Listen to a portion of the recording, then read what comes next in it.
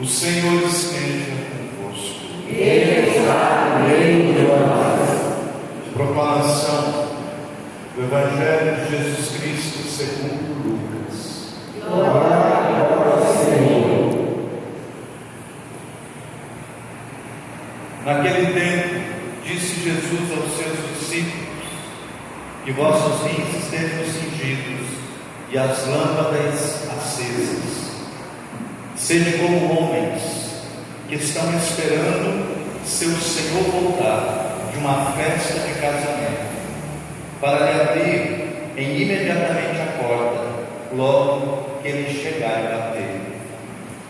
Felizes os empregados que o Senhor encontrar acordados quando chegar. Em verdade eu vos digo, ele mesmo vai cingir-se, fazê-los sentar-se à mesa e passando os servirá. E caso ele chegue à meia-noite ou às 3 da madrugada, felizes serão se assim os encontrar. Mas ficai certos, se o dono da casa soubesse a hora em que o ladrão iria chegar, não deixaria que arrombasse a sua casa. Vós também ficai preparados, porque o Filho do Homem vai chegar na hora em que menos o esperardes. Palavra da salvação. Glória ao Senhor. Sentemos os instantes, irmãos e irmãs.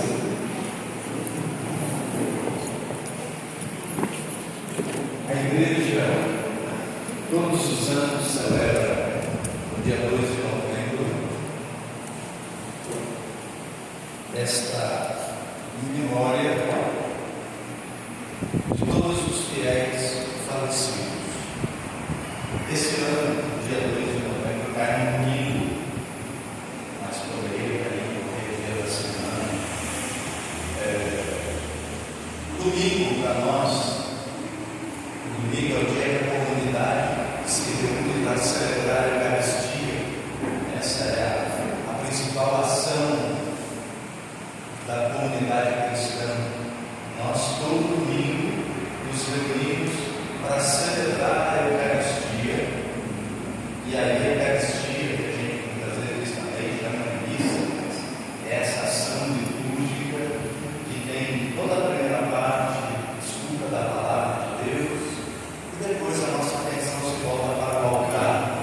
O altar que é, eu costumo dizer assim, se a gente perguntasse para qualquer criança o que é um altar, eles não dariam uma definição teológica. É uma mesa, né? É uma mesa, o altar é uma mesa. De fato, o altar é uma mesa. É a mesa da Eucaristia, é a mesa em que Jesus se faz alimento para a nossa vida, para a nossa fé, para a nossa esperança. Mas no altar da Eucaristia, em que Jesus se faz alimento, nós renovamos a cada celebração, a gente faz um memorial, não é só uma lembrança, mas a gente atualiza, realiza-se de novo aquela oferta que Jesus fez. Ele se entrega, morre na cruz, mas o Pai o ressuscita ao terceiro dia. Então, a Eucaristia é um memorial em que a gente torna atual, a gente torna presente a paixão, a morte e a ressurreição de Jesus. Por isso, e a celebração da Eucaristia não é a celebração apenas de uma recordação, mas é uma atualização. Nesse momento, Jesus se oferece por nós pela nossa salvação e nos dá a possibilidade de participar com Ele da sua ressurreição. Por que nós podemos acreditar que a nossa vida não vai concluir-se aqui no dia da nossa morte? Porque Ele ressuscitou. Porque o Senhor ressuscitou. Nós temos um canto que a gente canta geralmente lá na Páscoa, nos primeiros domingos da Páscoa, é aquele que diz o refrão: porque Ele vive, eu posso crer no amanhã. que ele vive perdonar. Mas eu pensei que a minha vida está nas mãos do meu Senhor que vive está. E esta é a proclamação que Paulo faz na segunda leitura. Vocês ouviram, acabamos de ouvir há poucos instantes, São Paulo proclamando para a comunidade dos Coríntios, dizendo assim: Cristo ressuscitou como a primícia daqueles que morreram, ou seja, ele foi o primeiro a ressuscitar. E Jesus disse que quando ele tivesse ido para junto do Pai e preparado um lugar para nós, isso está lá no Evangelho de João, não se perturbe o vosso coração. Tem fé em Deus, tem fé em mim também. Eu vou para a casa do meu Pai. Na casa do Pai há muitas moradas. Eu vou para preparar mais um lugar, e quando eu tiver ido, voltarei e vos levarei comigo, a fim de que onde eu estiver, estejais também vós. Isso está lá no Evangelho de João, naquele contexto da última ceia. Os discípulos assustados, temerosos, como qualquer um de nós estaria. Ninguém de nós, por mais que hoje, naquele tempo, lá eles nem tinham essa compreensão da ressurreição, que Jesus foi o primeiro a ressuscitar. Então, para eles, a morte significava o fim de tudo, significava que só essa vida do tempo presente é que tinha sentido. Mas em Jesus nós descobrimos que a morte não acaba com a vida, mas a morte é uma porta, é como se fosse uma passagem para uma vida ainda maior, uma vida que Jesus vai dizer, uma vida plenificada, uma vida em abundância, uma vida em plenitude. Então, por que a igreja celebra um dia específico para recordarmos os nossos fiéis falecidos? Eu dizia no início, esse dia nos evoca muitas saudades, muitas lembranças, e faz parte, é assim. Quem ama, nós recordamos os nossos avós, alguns de nós os nossos pais, alguns de nós os companheiros, alguns infelizmente os próprios filhos, irmãos, pessoas amigas. A gente recorda com saudade, mas nós não celebramos nesse dia a morte. Não é o fim que nós celebramos. Nós celebramos, na verdade, a passagem para uma vida nova, para uma vida em abundância. Todos nós, irmãos e irmãs, quando fomos batizados, por isso o batismo é importante. O batismo não é só um rito exterior. O batismo significa que, pelo batismo, nós participamos da vida nova que Jesus Cristo veio nos dar. Antigamente, o batismo nas igrejas primitivas, quando a igreja primitiva quer dizer dos primeiros séculos, quem teve a oportunidade de trazer fotos, algumas coisas, vai ver que nas igrejas antigas, quem teve, eu estive lá em Roma, algumas igrejas do primeiro século, segundo século, o batistério, o lugar do batismo, era feito uma escadinha, que ela descia até um lugar que tinha água, e depois as pessoas subiam. O batismo significava que a gente entrava com Jesus Cristo, descendo a escada na morte, mas com Jesus Cristo, pela água do batismo, nós ressurgíamos para uma vida nova.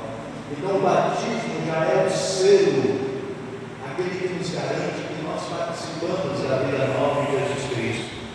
É por isso que a gente canta em São Paulo, também nos ensina lá na noite da vigília pascal: banhados em Cristo, nós somos novas criaturas. As coisas antigas já se passaram, nós somos nascidos de novo. Então o batismo nos garante que também nós, um dia, não vamos deixar de fazer a nossa passagem. O batismo não é um elixir de morrer, não. O batismo significa que essa vida vivida tem essa vida sujeita ao envelhecimento, às fragilidades, às nossas próprias quedas. Essa vida não é tudo, ela vai passar, mas quando esta vida passar, vai surgir uma vida nova, uma vida plenificada, uma vida que Jesus inaugurou para nós, porque Ele foi o primeiro a ressuscitar. E aí diz São Paulo, que a ressurreição de Cristo marca uma derrota definitiva da morte do pecado, porque a ressurreição de Cristo, como a gente canta também na vigília pascal, lá no Exulte, que é aquela exulte de alegria, né, que a gente canta na escuridão ainda, dizendo: a morte foi vencida, a morte foi destruída pela ressurreição de Cristo. Agora, a liturgia de hoje também nos faz questão de dizer que nós, não é para assustar, vocês acabaram de ouvir o evangelista Lucas, Jesus está usando umas expressões que alguns podem interpretá-la de forma equivocada. O objetivo de Jesus não é causar medo e pânico, meu Deus do céu, se eu estiver dormindo ali e Jesus. Não é. É o modo de uma catequese, é a catequese que ele tem. É o modo de falar. O que Jesus está convidando-nos a partir do Evangelho? O Senhor irá voltar. Essa é a certeza. Ele vai voltar. Ele prometeu isso. Eu voltarei. A volta do Senhor acontece em tempos diferentes para cada um de nós. Para cada um de nós.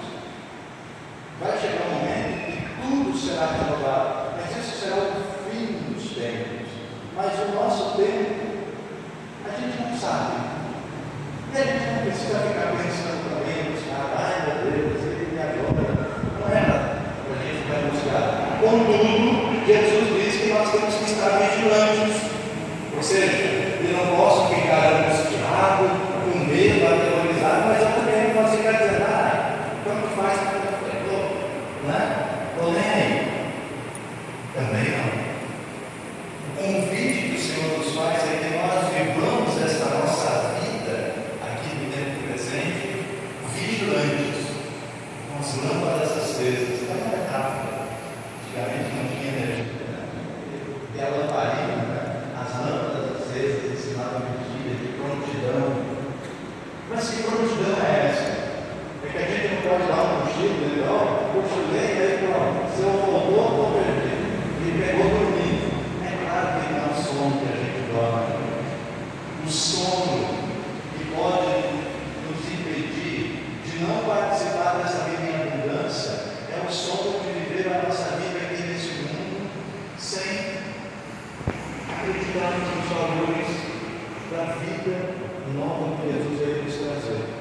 É o sono de uma vida sem sentido, é o sono de uma vida sem valores, é o sono de uma vida que só pensa em si mesmo, egoísta, é o sono de uma vida que ela não é amorosa, ela é desamor, ela machuca os outros, ela fere, ela destrói.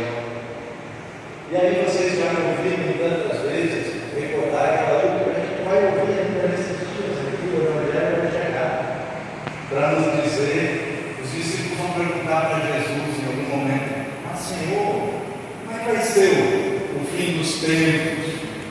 Como é que vai ser esse negócio?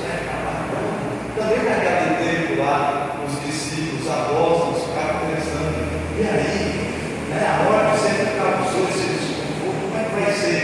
Aí Jesus conta aquela parábola, uma festa do casamento. Você já conhece. Um rei que fez uma festa e mandou chamar os convidados. Aí um começa a dizer: eu não vou porque eu estou ocupado com as minhas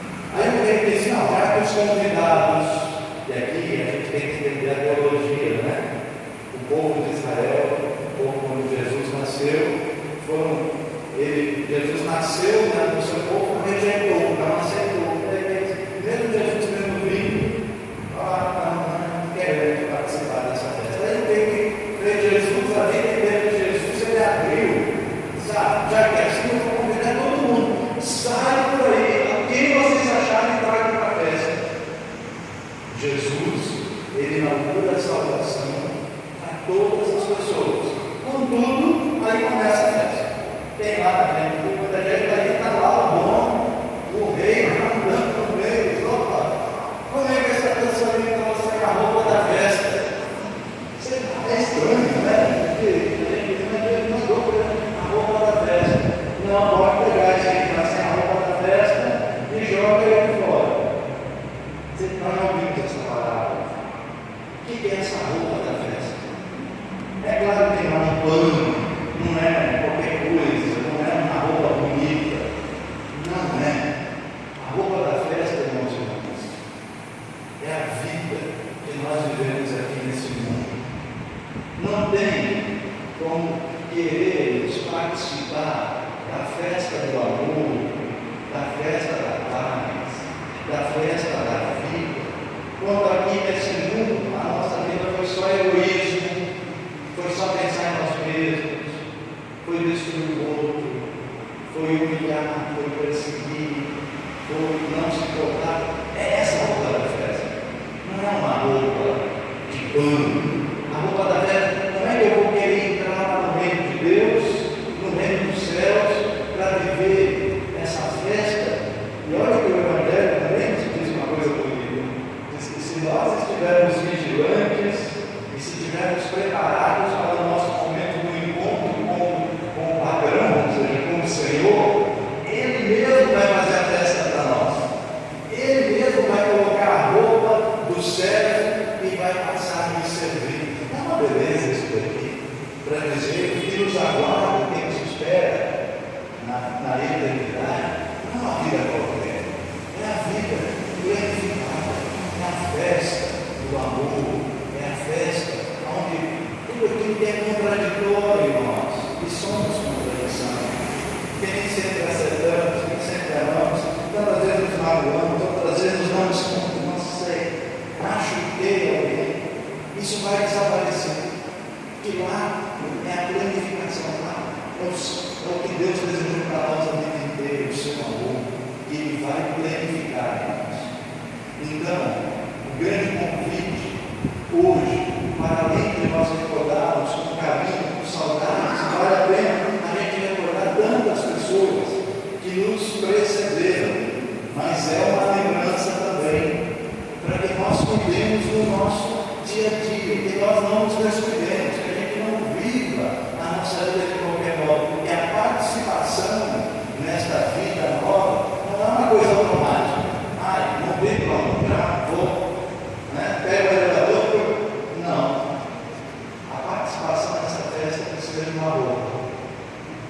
Precisa de uma roupa. Eu quero ir para a festa, eu tenho que estar preparado para a festa. Com que roupa nós vamos nos apresentar lá diante do Senhor? É aquilo que nós vemos, são as coisas que nós vamos optando no dia a dia. Essa será a nossa roupa. É claro que é mais uma metáfora para dizer: nós vamos entrar na festa do amor se tivermos vivido o amor. Nós poderemos entrar na festa da misericórdia, na festa da paz, na festa da justiça, se a nossa vida for pautada por isso. O contrário, não vou poder participar da festa, não é porque Deus não quer. Lembre-se, Ele manda um convite para todo mundo.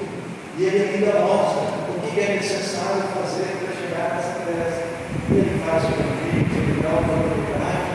Cabe-nos viver a nossa vida, não com angústia, não com medo. Ai, meu Deus do céu, não precisa ter medo. Nós sabemos que nos aguarda uma festa, mas para participar da festa, a gente tem que se preparar desde já. Não é só depois acabou. Por isso que o tempo presente é importante. E hoje nós queremos então pedir a Deus, por isso que nós rezamos pelos nossos irmãos e irmãs falecidos, e por mais aqui que nós nos esforcemos aqui nesse mundo, provavelmente ninguém de nós vai chegar com a roupa perfeita lá.